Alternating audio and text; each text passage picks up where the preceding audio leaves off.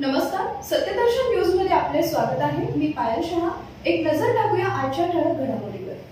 अजित पवार या मतदारसंघातून लढणार। अजित पवार बारामतीमधून निवडणूक लढणारच नसतील तर ठीक आहे, परंतु निवडणूक लढण्याचा निर्णय झाला तर कुठून लढतील याविषयीचे तर्कवितर्क लढवले जात आहेत।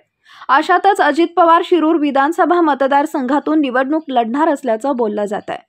शिरूरमधून गेल्या निवडणुकीत एकसंध राष्ट्रवादी काँग्रेसचे ॲडव्होकेट अशोक पवार विजयी झाले होते। त्यांनी भाजपचे माजी आमदार स्वर्गीय बाबूराव पाचरणे यांचा पराभव केला होता। विद्यमान आमदार अशोक पवार हे पक्षफुटीनंतर शरद पवारांसोबतच राहिले, त्यामुळे महाविकास आघाडीकडून यावेळीही त्यांनाच संधी दिली जाण्याची शक्यता आहे। दुसऱ्या बाजूला महायुतीचं जागा वाटप अद्याप झालेलं नसलं तरी या जागेवर परंपरागत मतदारसंघ म्हणून भाजपनं दावा केलाय। 2019 मध्ये राष्ट्रवादीला सोडचिठ्ठी देऊन भाजपमध्ये दाखल झालेले प्रदीप कंद उमेदवारीसाठी इच्छुक आहेत।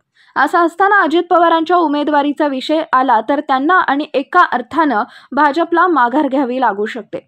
अजित पवारांचं नाव चर्चेत आल्यामुळे शिरूरमध्ये भाजप किंवा अजित पवारांच्या राष्ट्रवादी काँग्रेसकडून उमेदवारीसाठी सध्या तरी फारसं कुणी जोर लावत असल्याचं चित्र दिसत नाहीये। या आठवड्यात शिरूरचा विजय स्पष्ट होईल असे संकेत आहेत।